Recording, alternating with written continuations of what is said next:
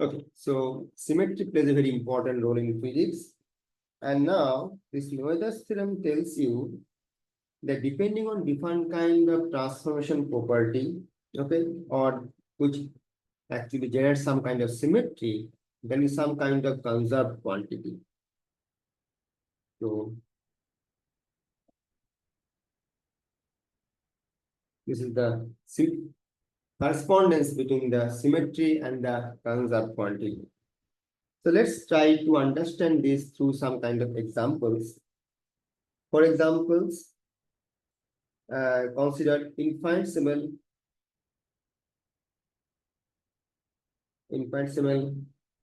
transformation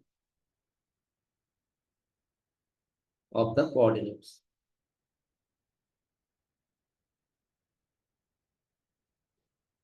Okay, and how you are performing that? We go to x mu goes as x prime mu as x mu plus del x mu. Okay, so this delta x mu is basically infinitesimal transformation. Now, as you know, the fields that we are considering, they are basically a function of this space-time, right? So then we should expect the field is also now transformed in the following way.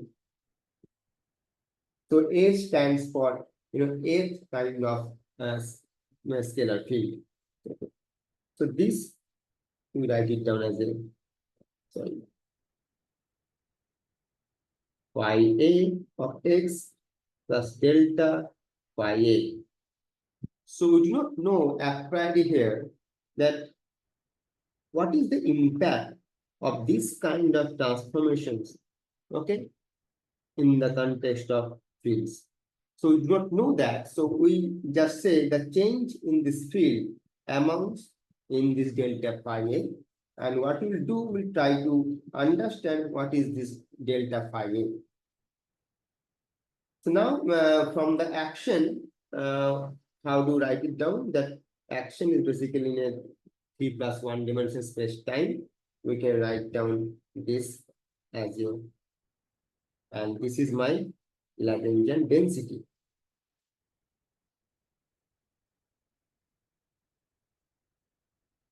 Right? So now, if I have to change or invoke this kind of transformation, then I can calculate what is the change in this action. So that I call delta S, and which I can write down d4x prime. And now this Lagrangian is basically now in the terms of the prime coordinates, okay? They can have some kind of a derivatives, right? And here we assume that in Lagrangian, we have only the function of del mu phi and the phi. There is no higher derivatives we are not including. But what we can do actually, if you have further higher derivative terms, for example, del 2 phi or del mu, del rho phi, then that also be and can be used and generalize this method. But for the example that we want to understand, for that we assume that Lagrangian is basically a function of field and its first derivative. Okay. And then you have this unprimed coordinate where you have this phi of x and then del mu phi of x. Okay. So this we can calculate. And then what we can do, we can calculate the expansion of this, due to this change in the coordinate, what is the change in this field? And how to calculate this thing? That this you can write down as, or let me put, this is something like a V prime volume, and this is a V, right? So this you can write down as a V. Now d4x, let me write down and then we'll see whether all of us will agree with this thing or not. Phi prime of x, and then del mu prime, phi prime of x, okay, and then minus, or maybe we can minus L phi x, okay, then del mu phi of x. So this is just the amount when you change the coordinate x prime to x, what is this account? And then this will be v prime minus v in that portion the account. And in terms of this L, phi prime of x, comma, del mu prime, phi prime of x. So first we made changes when the x in x prime in terms of x, we can write it down in this particular form. Okay. And then we can use this relation because it's an infinitesimal volume if we consider, then T for x L of phi prime del mu prime phi prime. This we can write down as a surface term in the volume integral. Okay. Del of d, which is a surface term, and then d s, that will be a surface integral delta x lambda L phi del mu phi. Okay, so this is what we can write it down, and eventually if you find out this, you can write down as a total derivative term. So all this is basically using this function relation that delta bar, any function of x, you can write down as f prime x minus f of x. Remember, f prime is not the derivative, but the just for the x prime coordinate thing. So this you can write down as f prime x prime minus f of x. Okay, and then you compensate that by this quantity, and then the f prime x. Right. So this quantity you can call first quantity delta f of x, and second quantity by the Taylor expansion you can write down del mu f of x delta x mu. So this is what we have employed earlier, and we could write it down that particular form. So then this Lagrangian density, which is a function of x del mu prime phi prime of x minus this phi of x del mu phi of x. This using the Euler-Lagrangian equation, if we expand that and using this previous identity, we should be able to write it down as delta L del of del mu phi delta phi as a total derivative term, right? So now, so this if I recast in this changing the action, this amounts for b4x del mu delta L del of del mu phi minus delta phi minus t, sorry, this is product e mu nu delta x nu.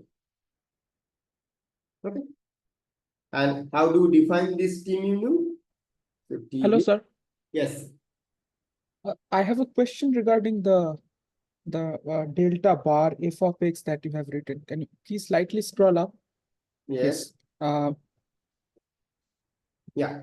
So from the second line to third line, it's so basically this delta bar of f of x is it means that the change in field from f prime to f, but the field is located at a particular space-time point because Yes. the x have not changed. Yes, exactly. But So if that is the definition, just yes. one question. If that is the definition, then how did you write the second line from second line to third line? Can you please explain? Second line to third line basically which this one. That delta bar if you have written f prime of x minus f of x. Yes, that line. Yes. This one. Yes, sir. Yes. So basically, delta f, the definition basically keep the function form the same. Okay. And then This is the infinitesimal changes. So function was f of x, and the f prime, you define the same function at the x prime, f prime x. Okay. But if you, that is how you define the delta f of x. But when you have the function for this quantity, okay, so then the function is basically the same, f prime, but changes in the coordinates, x and x prime. So what you do, you write down x prime as x plus delta x mu, okay, and then you perform the Taylor series expansion of this quantity. So if you perform the Taylor series expansion, the first order term will cancel, and then the second term, del mu f of x delta x mu will survive. That's how you write it. Okay, but the question is that what's the difference between delta bar of f of x and delta of f of x? The thing that you have written in the first line and in the third line. Oh, this And delta, how do we define? this is the delta bar you are saying, asking? Yes, I mean, I'm asking that what is the difference between this delta bar and delta? Delta bar and delta. Yes. Oh, you mean this delta and this delta, what you are saying? Yes, that delta Okay, and the okay, so they are actually a function which was written in this particular form. Okay, so where the function is doesn't account for the change in the coordinates. Okay, for example, if you have a, let's say, a field, for example, here, if you have a field, okay, then field has dependence on the coordinates and the derivatives. Okay, so we should take care about the both the changes. So one, when you are considering the delta f of x, it's like a function is changing, but another is changing the f of x is through its gradient. So this is the change in the gradient. So that's why the delta f doesn't capture when you take a divergence of that fourth divergence of that function actually, a fourth gradient you might say. So this, if f of x and delta f of x are defined in that context. So let's say I write down a quantity in x as like a polynomial in x mu contracted x mu because it's scalar, or x mu, x mu, x mu, x mu. So then when I'm changing the x mu, so that will generate the gradient change of the function, which is not accounted here, which will be accounted here. And as you know, our Lagrangian has both function of the field and its fourth divergence del mu phi. So that's why we have to adapt this, not only the delta f. okay, so thank you. It's clear now. Okay. Okay. Any other question? Okay. Fine. So now, if I write down in this particular form, so this T mu, you write down delta L, delta of del mu phi minus eta mu. Eta mu we are considering as a quantum field in a flat space time. So this eta mu is basically your metric, which is basically you can think of signature as the plus minus minus minus or minus plus plus plus. Okay. But what is interesting here that the change in this action, okay, you write down the total derivative term. So then, as you know, if we are working in a quantum field theory, as if you recall the very first two lectures when we talk about the quantum field theory that we are considering, here there is no boundary. So that's why if you perform the fourth dimensional Gauss's theorem kind of thing, so then you see in the surface you have only this operator and this would vanish. Okay, so that is the constraint we are imposing in this quantum field theory. Otherwise, you will pop up with the boundary operators, right? Professor, I have a question. Yes. Is there a easier demonstration of the, or an easier derivation of the energy momentum tensor, like one that emphasizes more physical intuition rather than just variational calculations? Or I don't know if there's an alternative way of showing it, of deriving it. Okay, so the reason this is one of the chosen path for the quantum field theory or through the Noether's theorem, because at the end of the day, we are looking for some conserved quantities, right? So if we can write down the four-dimensional divergence of some quantity, okay, and then we know that divergence is basically 0, from there we can directly identify the current. Okay. Okay, so But what I'm saying here, that T mu in this particular form, it's actually a derived quantity, because effectively you get this quantity first. I skip one step. So if I start with this variation of this Lagrangian, I'll get this quantity first, okay, and then I'll write down this del mu times the total derivative of this quantity. Okay, so even what you can think of, it's not necessary at this point to define the T mu nu. What we are trying to look for, what is the quantity whose fourth divergence I can write down as a variation of the action. The reason is, we demand that if this is a symmetry, right? So then the question is symmetry in what? This is symmetry in the action, if we demand. Now, what is the meaning of the symmetry? Because generally when we say symmetry, we say it leaves some quantity invariant, right? And certainly you can ask, okay, this is Lagrangian is not invariant sometimes, but still we say this is symmetry. Why? Because the quantum field theory that it is describing, okay, it allows the change in the Lagrangian through some symmetry transformation. If it is up to the total derivative term, still we can say the Lagrangian is invariant, right?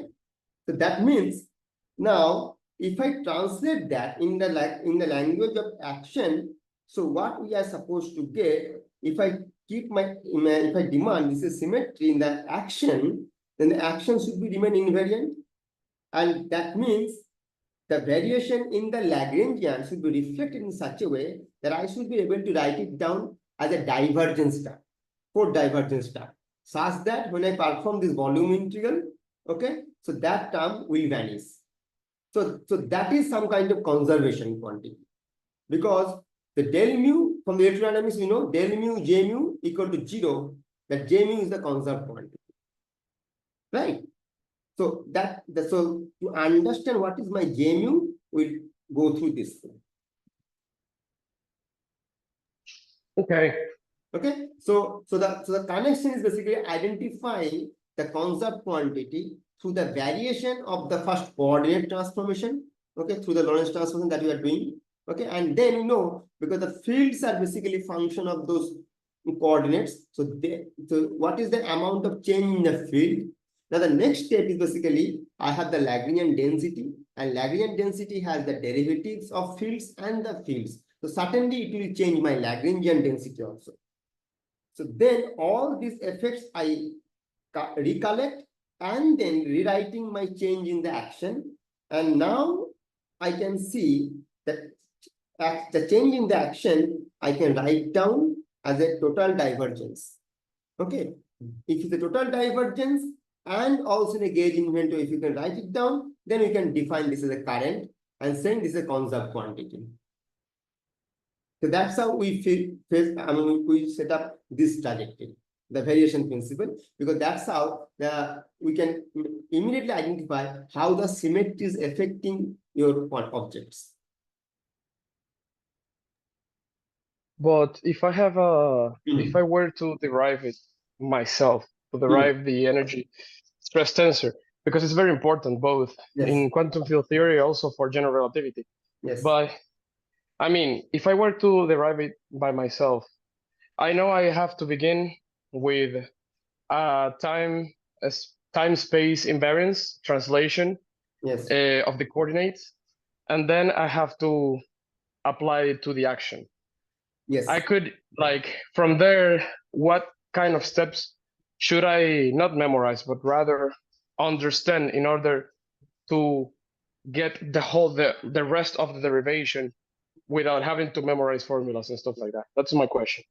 Okay, so now the question, okay, I understand your question. So thing is basically, this form, I would say, is not invariant or is not independent of the transformation property, right?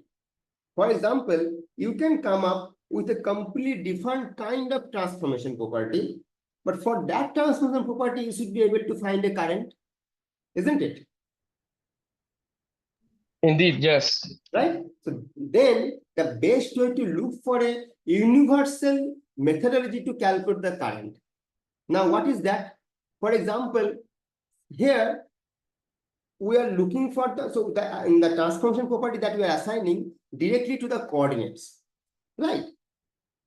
But it may happen that you do not know how your coordinates transform, but under some gauge symmetry or global symmetry, okay, then your fields are transforming. So then you don't need to really look for these steps because under the internal symmetry space, for example, where the fields are transforming under some rotations, right?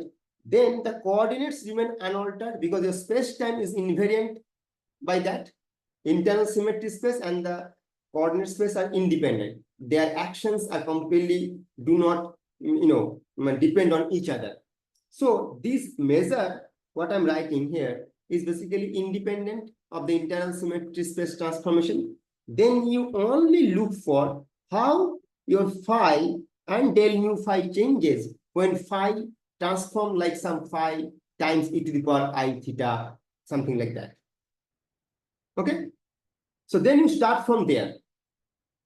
In this particular case, because it's a space-time transformation we are assigning, so we have to start from there. But at the end of the day, what the main steps are, when you are assigning some kind of transformation principle, how that transformation principle changes your Lagrangian.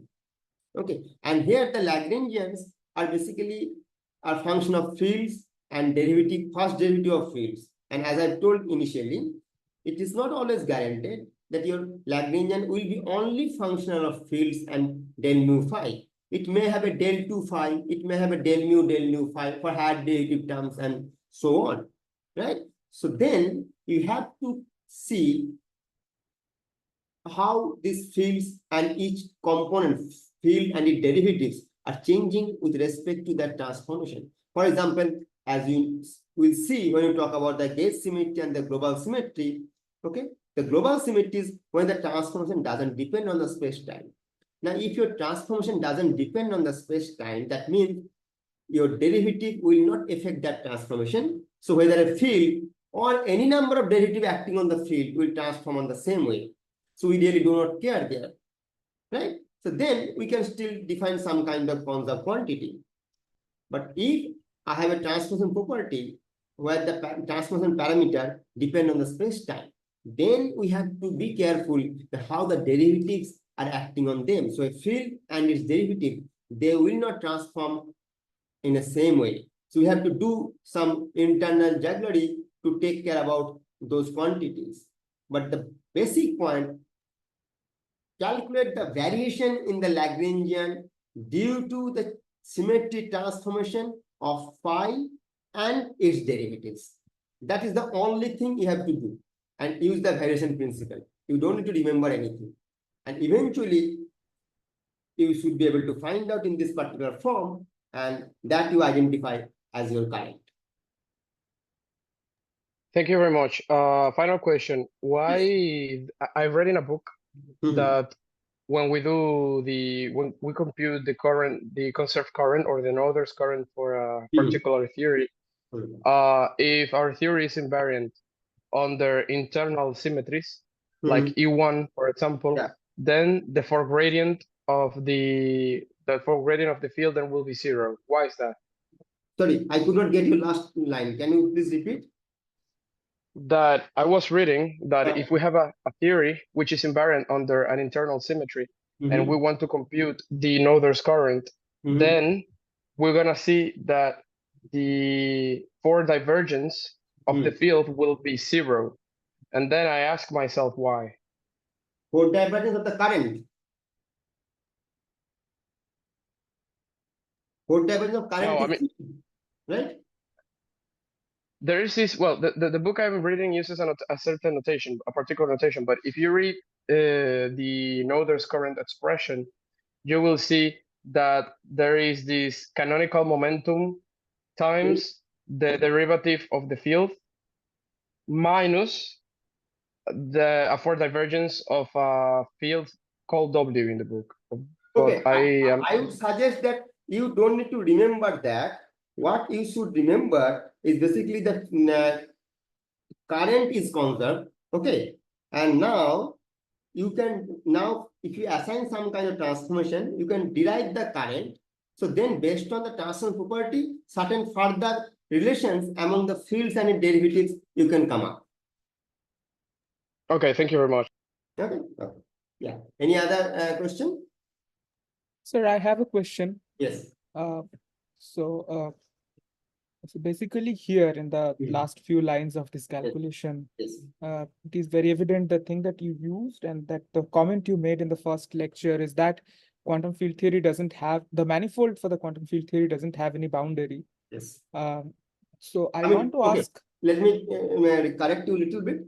That quantum field theory we are discussing, but it doesn't mean that any quantum field theory cannot have boundary. It's not true. We have a quantum field theory where there can be boundary, but the quantum field that we are talking about in this context doesn't have any boundary. Yes. So just out of curiosity, since you made this comment, just out of curiosity, I'm asking that. So let's say the kind of quantum field theory which have boundaries, there this Malthus theorem is not applicable. No.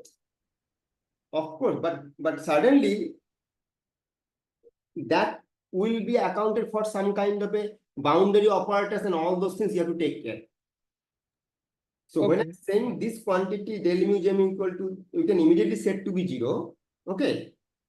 So there I have to care about the presence of some boundary operators. That's the thing. Okay. So what kind of boundary you are talking about? Sorry? What kind of boundary you are talking about? What kind of boundary I'm talking about? For example, as in quantum mechanics, we have done that there is some one-dimensional box, right? And then you put a rigid boundary. Okay. So such that Yes. you can put some kind of boundary conditions on the fields, Dirichlet boundary condition, Neumann boundary, and so on. So here you don't put those any kind of boundary conditions because you don't have any boundary. Yes. So when you have quantum field theory in a finite system, you put a boundary. Yeah. Okay. Right? Yes. So my question, final question was that so from this, I mean, once we make this comment that for this quantum field theory, the manifold doesn't have any boundary. So and that yields this expression for T mu nu. Yes. So it's a speculation anyway, but I was trying to understand, does that mean that the system is localized? Means it cannot No, exhibit a localized is component. a much more different way. So possibly instead of going that direction, you better say this is the expression of T mu nu, okay? When there is no contribution from boundary operators. That's all. Okay, sir. Okay. I have one. I mean, actually, it will be better if you please clarify. Yes, I please. didn't understand the. I mean, if you slightly scroll up, you have written an expression for delta S. The second line I didn't understand. I mean, how did you like? This one? Yes, in this. Yeah. So this one is basically. Yes, yeah. So this essentially, one, how did you put the limits? How did you put the limits of this integral v prime minus v? These are the questions. it's not a limit, it's a domain. In which domain you are writing this part? So I have, so when you find out the action, there's a two domain, v prime and the v. Okay. And then you recast this in terms of a Lagrangian in the domain v, and the additional part you are writing in the domain v prime minus v. This is just some intermediate algebraic juggling. That's all. And is there anything so the Jacobian you have considered one here for this transformation? Is it? Jacobian for which transformation? So this d4x prime can be cast as a Jacobian times d4x. Yes. So once I fix this quantity, then I don't have any handles. I can calculate Jacobian from there, isn't it? Yes, sir. That's all. Okay, sir. Thank you. Okay. So once I fix my transform property, then in between I am not assuming anything about the transformation. Okay, sir. Okay. Okay. Okay. Any further question? Okay. Great. So now, so this is, you can define this as T mu, and from there you can define your current J mu as del L, del of del mu phi, delta phi minus T mu delta x mu. Okay. So there we define basically this current is conserved. Okay. And at this point also you have to remember this current is basically for the comment, I will not clarify much about this thing. This current is conserved, but this is a tree-level current. Okay. But it doesn't guarantee that if I take a quantum correction, okay, of course, that is unfortunately not part we can cover up in this semester lecture, but just for the sake of information, if you take a quantum correction, which is called also the radiative correction, the loops and all those things one can compute, then of course the form of the current may change. Now, if my theory, this quantum theory I'm talking about, it doesn't have any kind of anomaly with respect to the transformation property for which I am calculating this current. Okay. So if the transformation property is not anomalous, that means symmetry is not anomalous, then I can guarantee that the conservation of current is not only true for tree level, but also under the quantum corrections. But if the theory had this transformation property, which is anomalous, then this current conservation will be lost when you input the quantum corrections. Okay, so that is one of the side comment I would like to make, and you should also keep in mind that thing. Okay. Okay. So now here, if this is symmetry, then I would expect my delta is equal to 0. This is a reflection of the symmetry, so that accent remains invariant. So this will say del mu J mu equal to 0, and then we call J mu as my conserved current. Okay, and this also is called the Noether's current. Okay, and then you can calculate the Noether's charge, which you define with Q is basically the dqx J0. So mu equal to 0 part. Okay. And then you can write down this equation dq dt equal to, so this I am leaving you as homework. So this is a kind of, equation of continuity that we have done in the, electrodynamics, that you can write down this Q as some kind of a rho d cube x uniform charge density. Okay, and from there you can calculate this del dot j plus del dot del t, you can continue equal to 0. So that is also, we are writing the del mu j mu equal to 0 is a coherent form of that equation. Okay, fine.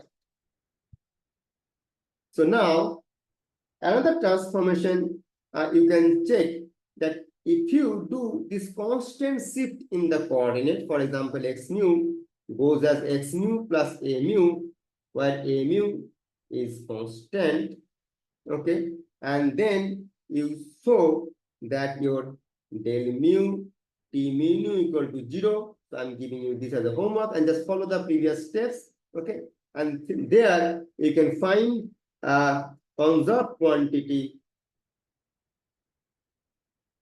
conserved for momentum, which you can define as P mu as d cube x T0 mu. Okay, this you should be able to find out. Okay, and also if I use this Lorentz transformation, then what I can find out from this example, if you follow the same way, for example, how do you transform the Lorentz transformation? X prime mu as x mu plus omega mu x nu. Okay, and then you invoke this transformation in the fields and its derivatives and the Lagrangian, and from there you can say that okay, my del mu m mu lambda rho equal to 0. Okay, and where your m mu lambda rho equal to, you can write on del L by del of del mu phi, then sigma lambda. I'm explaining the quantities which you can check, and then the phi minus t mu lambda x rho minus t mu rho x lambda. Okay. So here your omega mu nu are basically account for Lorentz transformation. Okay, and the field del phi goes as half omega lambda rho sigma lambda rho phi, and this is what for the Lorentz transformation. What is this? This is the spin matrix, right? Because that's how we get the concept of the spin through the Lorentz transformation. Okay, so there you can define a conserved charge J lambda rho as d cube x and 0 lambda rho. And one of the component, if you look at the special component only, you find out Jk, which is nothing but my angular momentum.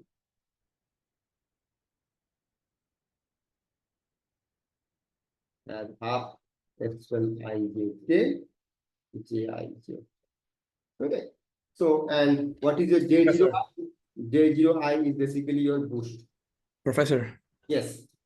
could you please elaborate a little bit more on how could we get the spin matrices by applying the Lorentz transformations?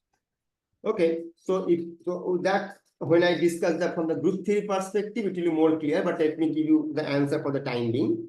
So when you have this Lorentz group, okay, so that is basically your SO3, 1, right?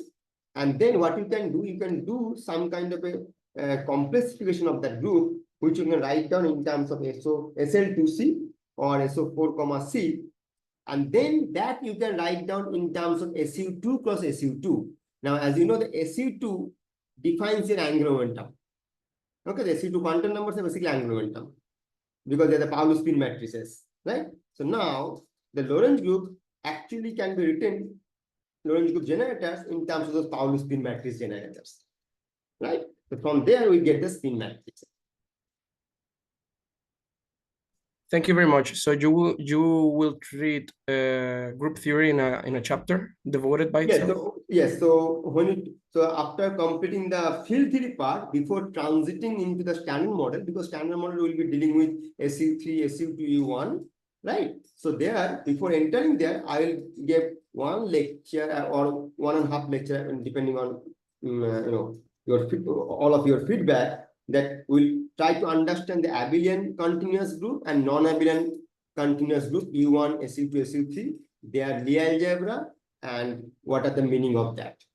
Okay, and then also the Lorentz group. Then it will a minimal amount of group theory without digging too much into mathematics, such that we can understand the standard model gauge symmetry. Okay, thank you very much. Another question, would you also cover renormalization in quantum electrodynamics? Renormalization, I fear I cannot, because I have to do the particle physics part also. So all the discussion for this semester will be on tree level discussions.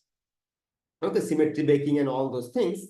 Okay, and then the next semester when we start, we'll start with the path integral, renormalization, all those things. Okay, thank you very much. Yeah. Any other question?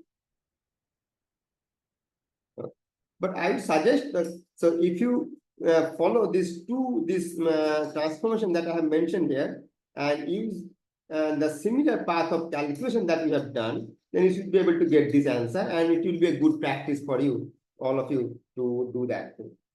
Okay. So now we will do something different. So what we try to do, we try to get back to the scattering matrix. Okay. And what is the first thing that we want to calculate is basically very simple thing, which is basically decay of a scalar into a pair of fermions.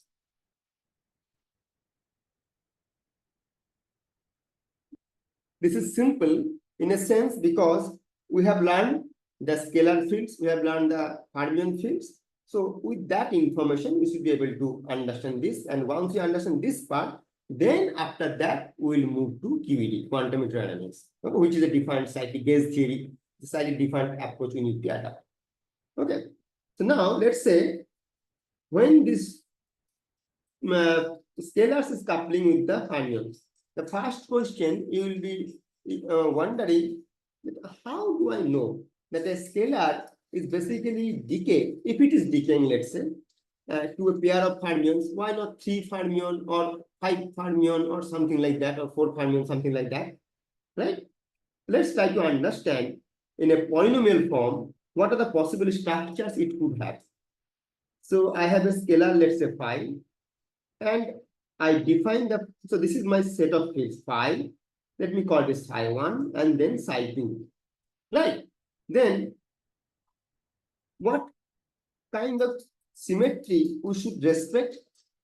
Even if we do not consider any kind of internal symmetry, we should respect the Lorentz symmetry. That means, so this decay is an outcome of some kind of interaction present in the Lagrangian, right?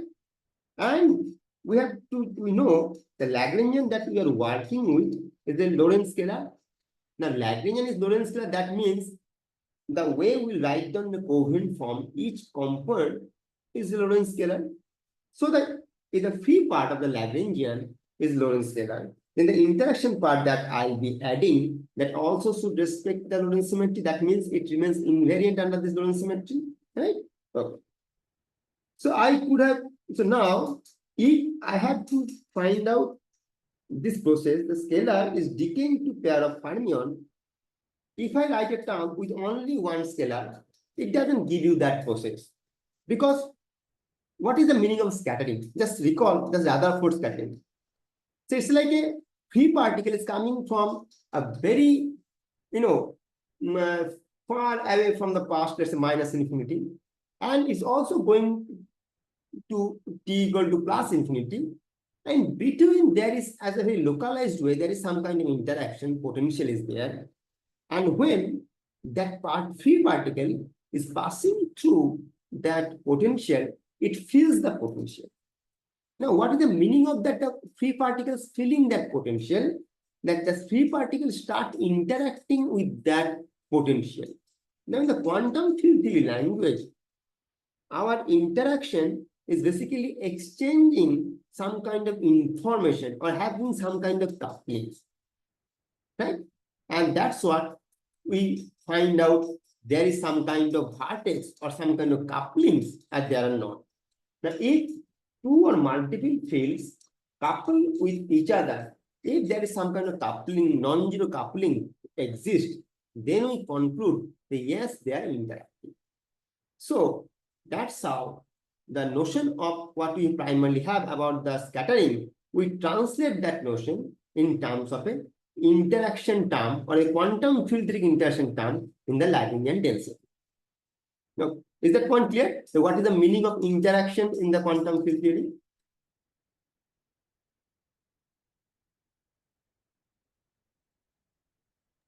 Yes, yes.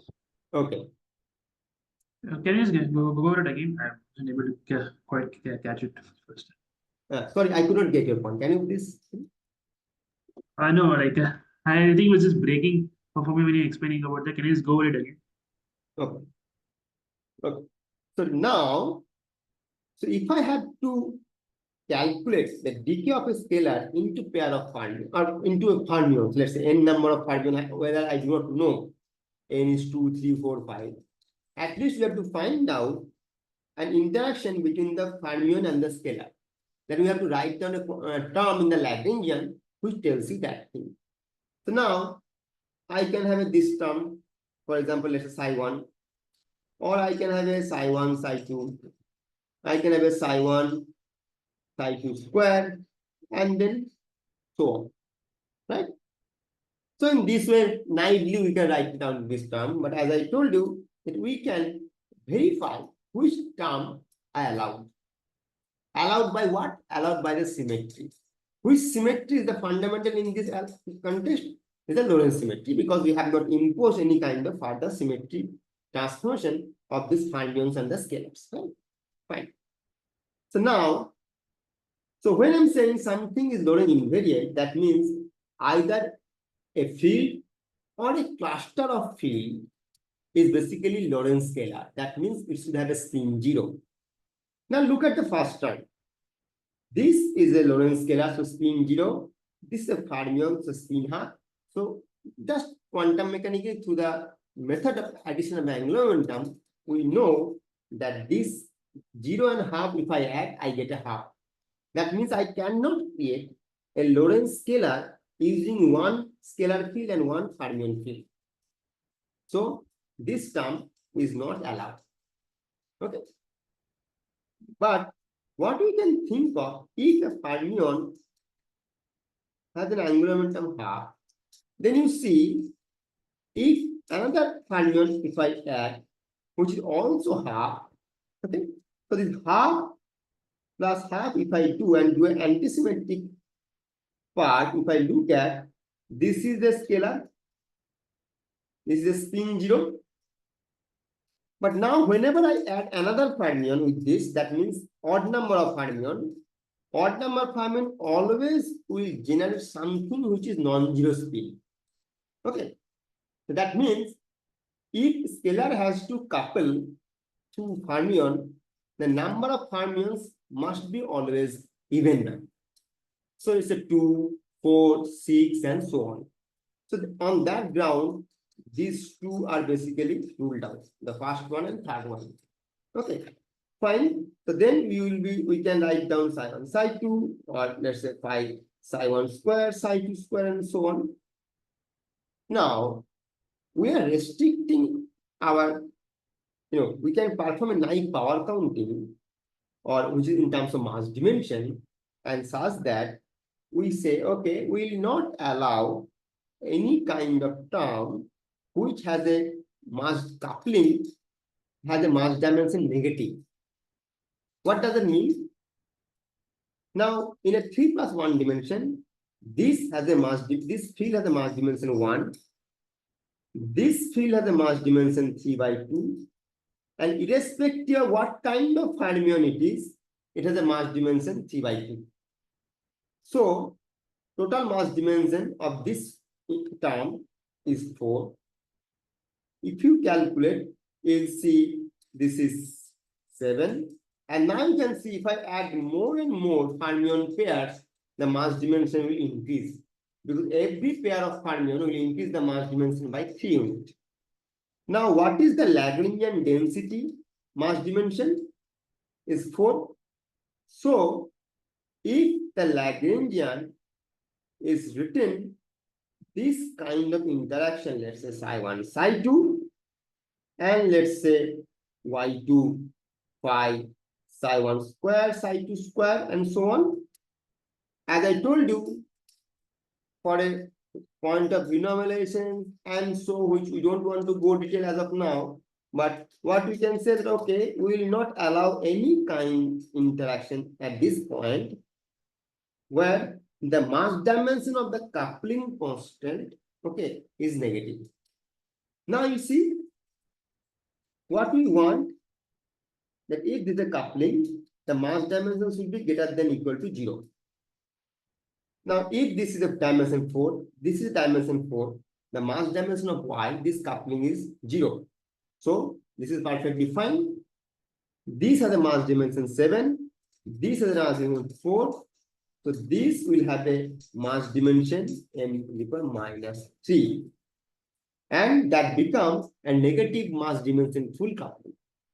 So from our thumb rule, we will not include this term. And if I'm not including this term, of course, higher pair of the fermions, okay, this will again become more and more negative mass dimensions, so we'll rule that out. So eventually, we'll have only this kind of term. Okay. So now,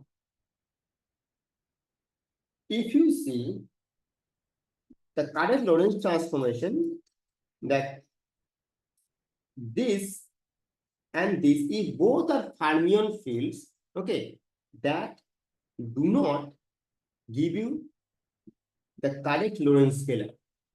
If you remember, in one of the lecture, we have noted down what are the allowed, fermion bilinear structures under this Lorentz transformation. So then it should be in the form of psi bar psi. Okay? Or it can be, let's say, for example, psi 1 by psi 2, and this Hermitian conjugate will be psi 2 by psi 1. So from that notion, to have a correct Lorentz scalar allowed by the symmetries. So this Lagrangian we will write down as a y, and then psi 1 bar, psi 2, and then 5. Okay. And if we say both the fermions are basically same, then we write down this as a y, psi bar, psi 5. So that's how we write down an interaction term allowed by the symmetry, which provides you the coupling of a scalar and two fermions. Okay. So can you please clarify this part again? Yes. Can you please repeat? What did you ask? I just asked that, can you please clarify this part again? I could not follow. I mean, Okay. how does it come psi bar psi 5? Okay, psi bar psi part, the Lorentz symmetry does allow only a specific number of bilinear. So if just go back, and I think second or third lecture we have this discussion. So you have only psi bar psi, psi bar gamma mu psi, psi bar gamma 5 psi, psi bar gamma mu gamma 5 psi, and then psi bar sigma mu psi. These all have a correct transformation property under the Lorentz transformation. Okay, this is first one is transforming as a Lorentz scalar. This one, second one is a vector. Third one as a pseudo scalar. Fourth one as an axial vector, and third one, and last one as a rank 2 tensor. Okay. So if you do Lorentz transform consistently, you see you cannot make a Lorentz invariant quantity out of this psi, but it's actually psi bar psi. But psi bar is nothing but my psi dagger gamma 0. Sir, so you are trying to say that this psi bar psi transforms as a scalar under Lorentz transformation. That's why we are taking this. Yes. Also, matrix, if you think psi is like you have a spinner, the column vector. Now, if you have only psi, you cannot create a number. So it's a Lorentz scalar is just a number, complex number, right? But if you say Yes, sir. psi bar psi, then you see it's like a row vector and there's a column vector, and from the multiplication, there you generate a number. Okay, this is a nice way to look into that thing. Okay. And one more question is that Yes. this is so it's sort of confusing that psi 1 psi 2. Does that mean those fermions have different flavors, or? Yes. Psi 1, psi 2 start a different flavor, but as I said, that we don't need to go for different flavor. Okay, we can work with same flavor. So does that mean that a scalar field is decaying into two fermions having same flavor? Yes. Okay, thank you. So scalar can decay. That's the beauty of the scalar, this kind of interaction, which are known as the Yukawa interaction. Okay. So we'll see when you talk about the standard model, that we have a very generalized thing, which is Yij psi I bar psi j phi. That means this phi can decay to the same fermion of same flavor or a different flavor also. That is the beauty of these interactions. But this is unlikely not the case when you talk about the gauge interaction. For example, photon cannot decay to one electron and one muon. It always decay. It's always coupled to a pair of electron or pair of muon or pair of tau and same kind of ion. Okay. Okay, sir. Thank you. Yeah. So when you have a I and J, then this coupling becomes a matrix in this IJ space, flavor space. Okay. Is that point clear? Yes, sir. Thank you. Any other question? Does it mean that the Yukawa interaction is a scalar interaction, like the Yukawa field theory is a scalar field theory? Yukawa field theory is basically combination of Fermi and scalar. So when we're working with hadron physics, for example, do we use these scalar terms in the Lagrangian? Hadrons are described by scalars? Sorry, I didn't get your last point. It's breaking. Your voice is breaking. That if, okay, I'm sorry. That I'm actually asking that if when we're dealing with hadron physics, do we represent hadrons as combinations of scalars and fermions? Yes, for example, when you talk about the Standard Model, we have a Higgs and let's say electrons, right? Or Higgs with the quarks. So their interactions are like Yukawa interactions, right? So this is, if you do not have any kind of gauge symmetry, then you have a fermion and scalar you can introduce. Only this kind of interactions you will have.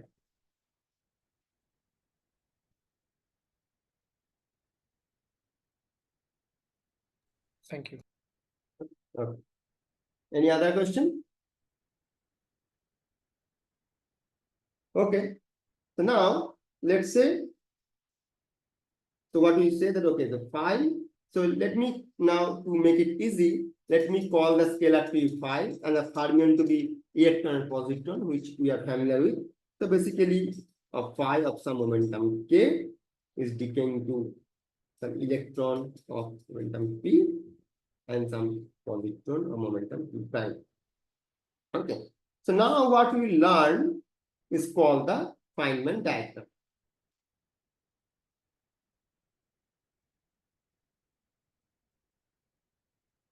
So what is this? This is the diagrammatic form of what I am writing here. And you see, looking to the diagram, it could be helpful to calculate the amplitude and all those things that we want to compute. Okay. Now, when you have a scalar, for a scalar, you put this kind of line. So this is dotted a symbol for a scalar. And this, if these 2 points are different, then this is like a scalar propagator. For the Feynman propagator, we have this. But what is important, that fermion and the scalar, that the difference is scalars are basically commuting objects. Okay, but fermions are anti-commuting objects. So if one fermion passes to another fermion, it takes a minus sign. That's why the direction of the fermion line is very important. So what we can fix some kind of direction, and then if we try to specify the flow of the momentum, then we make the arrow this thing. That means from left to right, it is propagating. Okay? And this is when you talk about the electron. And now, if we talk about the positron, then it will be like antiparticle of that. So the fermion flow will be opposite. So it's like that. Now scalars are basically, if they are not charged at this point, so you can see the total quantum number, electric charge is conserved on left and right. So this phi is a neutral scalar. So that's why whether it's flowing left to right or right to left, there is no quantum number which can dictate that thing. That's why you don't have any kind of flow. Okay, fine. So then, if I say my scalar is decaying to a pair of fermions, what does it mean? I have a scalar propagator. Sir, Yes. Sir, you said that scalar is kind of commuting field and No, I'm fermions saying are spinner anti-commuting. are anti-commuting. I didn't say spinners are commuting. Spinners are anti-commuting. Spinners, yeah, spinners are anti-commuting and Yeah. scalars are commuting. Scalar variables are commuting. Uh, uh, I don't get this point. How? Okay, so if you have a two such field, let's say phi and phi, okay. Hmm. If one phi passes to another phi, it will not pick any sign. That's what I mean. Okay. Okay. Okay. Okay. Yeah. Okay. So that's why when you write down the fermion algebra, that's an anti-commuting algebra, right? It's anti-commutator. AB plus BA equal to 0, for example, let's say. That means if A passes through B, you get a BA, but with the opposite sign.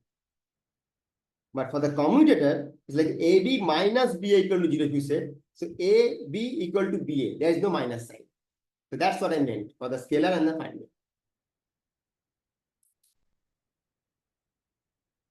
Yes. Yes. Got it. Okay. So now I have a scalar field here, which is phi of momentum k, which is flowing like this. And then they have this coupling, which is y. And then they have an electron, which is momentum p. And we have a positron minus p prime because the antiparticle, so I count it like that. And it is flowing this thing. So I'll consider that fermion leaving the vertex. So that's the arrow direction is like that. And fermion coming to the vertex, the antiparticle is towards the vertex. So that's how we put the fermion arrow here. Okay.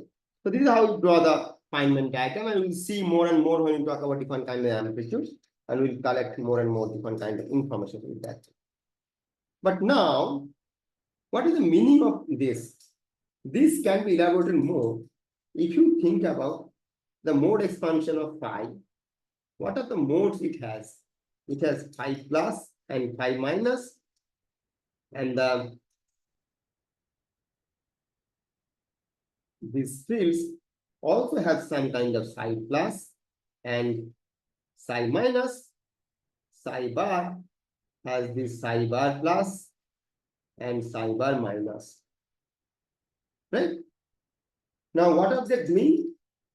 Actually, if you see, the psi plus part will contain the annihilation operator for the electron. Let me write down psi plus contain the annihilation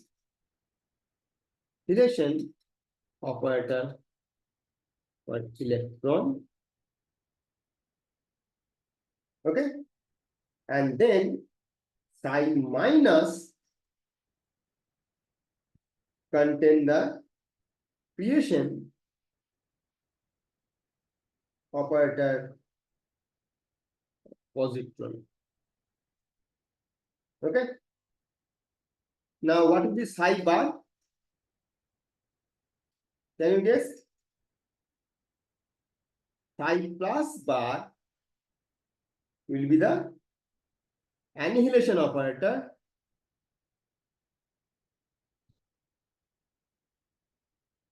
of what? Positron.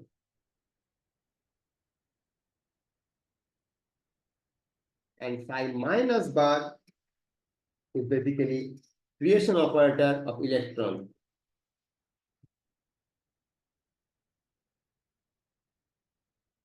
Right? So if you now recall how we expanded the fields in terms of A, B dagger, right? And A dagger B was in the psi bar. So that's what is reflected here also. And similarly, we have this phi minus and then phi plus this thing, right? So what we can write down this quantity, that if I think about the L interaction part, which you have written down, okay, as y, let me put in this L interaction part, or maybe we can equal it even. We start with psi bar, psi, phi. Now, in terms of the creation and annihilation operator, if we write down, then first we have to do what? We have to normal order them. And then this normal order quantity will be nothing but psi minus bar, psi minus, and then phi plus. Right? So this is what actually, in terms of the creation annihilation operator, we can immediately write down which fields are actually created and which fields are basically annihilated. Okay? Fine.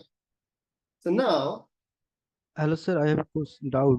yes, Can we mode expand the field which are interacting? Because we can expand Fourier expand or mode expand the field if it is free. If it is interacting, can we have similar kind of mode expansion?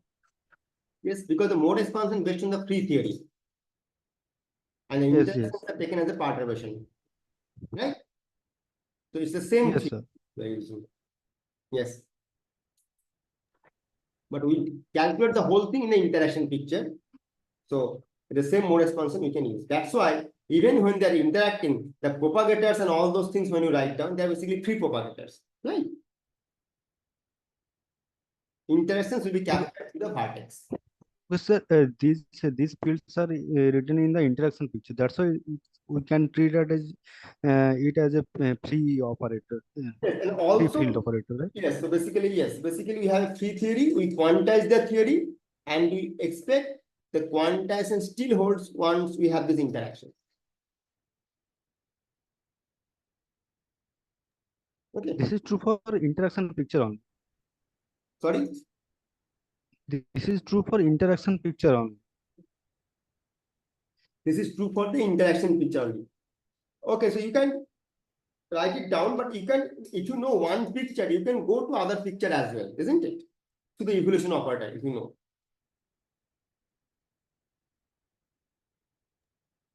But the ultimate result will be same, but the field description may change from picture to picture. Field description may change, right? No, the description changes with that time, that the evolution changes. If you take the state to be Schrodinger picture, okay, that is different than the field what you are using in the Heisenberg picture or even the interaction picture, right? But if you stick to one picture and you calculate everything, this is equivalent to calculating them in any one of them.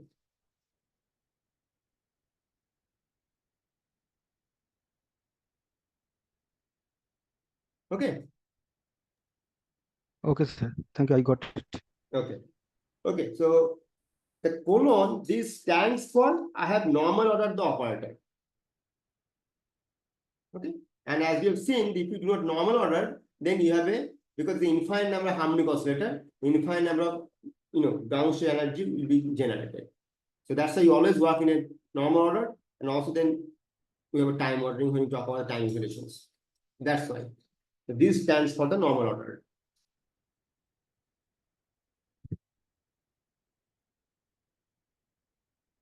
Okay. Okay. Okay.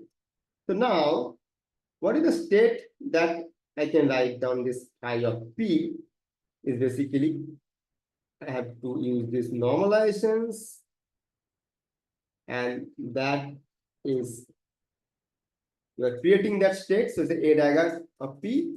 Okay. And similarly, we can write down electron, but remember, electron doesn't have only the momentum, but also have a kind of a spin. So I have defined the state like this, and this is my normalizations. And then we have this Fs dagger P on this state, and for the positron, what we'll use?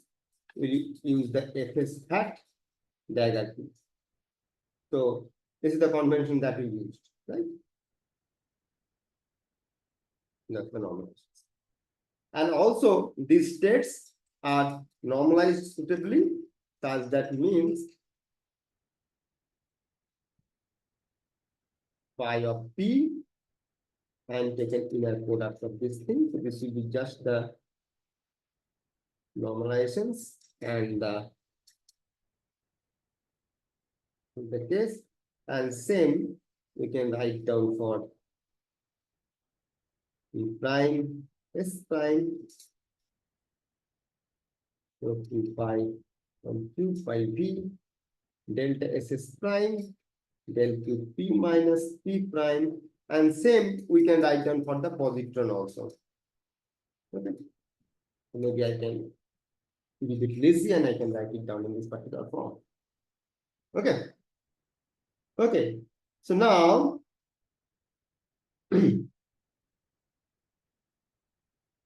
so if you use the Fourier modes now, then what we can write down, they acting on this phi of k, making it twice omega k is the frequency of the Fourier modes.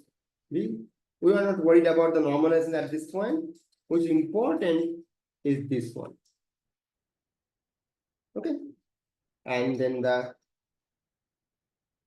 time plus x acting on this P minus PS vector, let's say twice EP. V is the normalizations again. We have a spinor wave function and then the free particle wave function starting from the vacuum state, and then the psi plus acting on this x E plus P prime. Sorry. Here.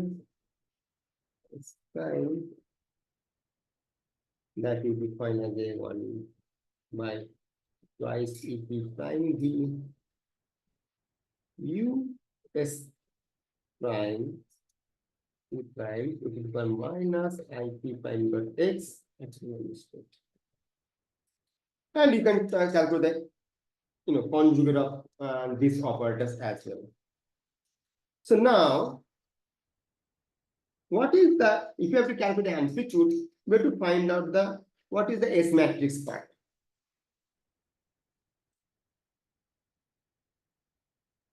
Now, what is this amplitude? The amplitude, we can write it down, okay, as, so if you remember, we are working e to the power minus I S, where S is basically Lagrangian interactions in the integral part. So that I is basically I absorb here. Okay. Let me put the proportional sign and we'll fix those signs later. So there's the D4X, and this is the expectation value of the operators psi minus, psi plus. Now, what are the states? The states are basically electron and positron, and we have a phi of k. Okay. So expression of this operator within these states is basically the amplitude of this process. See, that's like it calculates basically the any operator, okay, O1, O2, O3, okay, and if they are the fields, okay, and then you think of when this field starts, that means that someone is annihilating that fields here, and then there is some fermion propagator which is creating that field, and anti-fermion is annihilated here. So all these are actually accounted from here. Why these states? Because states are actually generate those fields. It's not like they are not generating out of nowhere. It's not like from the vacuum you are creating them, right? So now what we'll do, we have calculated already, we have shown how this phi plus acting on this quantity. So these three quantities we have computed already, okay? And then we can plug in back here, and then what we can find out is the following, that we have US bar P, US prime, P prime, and then we have a D4X, and we have all these normalizations omega kV times EPV times EP prime V, and we have e to the power I P plus P prime minus K dot X. Now, this is a constant. What about this d4x and this quantity? This d4x with to the power I P plus P prime minus K dot X is your delta function, right? Delta 4K minus P prime. And if you want to put a normalizations, this is 2 pi to the power 4. So this part guarantees the momentum is conserved, which is important. That means the momentum K that is coming from here actually split it into P and P prime. Okay, so K equal to P plus P prime. This momentum is conserved. So that guarantees the momentum conservation. Okay, and that's what in the Lorentz transformation we should have actually. The Poincare transformation, Poincare symmetry. So this is the conserved quantity, right? So now once we take care about this part, we can write down SFI is proportional to the coupling US bar P, US prime P prime, and then we have a twice P pi to the power 4 delta 4 A minus P minus P prime, and these normalizing constants. Right? Fine. Yeah, up to this part, any question?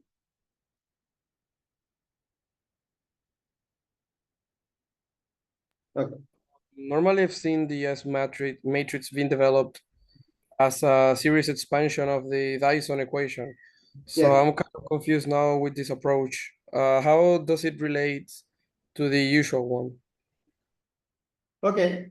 So this is the first order amplitude, right? So basically, when you have a e to the power is thing, once you expand, and that's why you see the first, this is proportional to y to the power 1.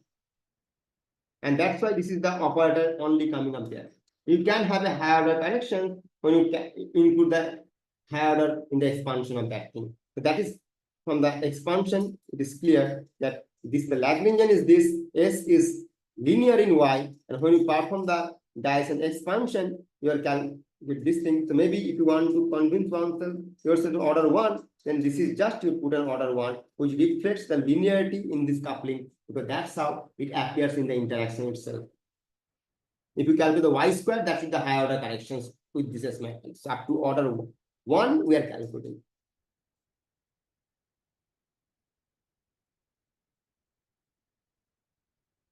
Okay. Thank you. Okay.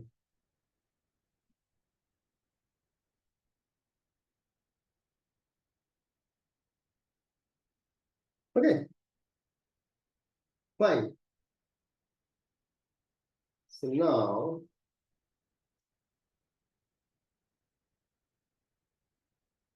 so at this point, you can see that this is just the your spinor states in terms of spinor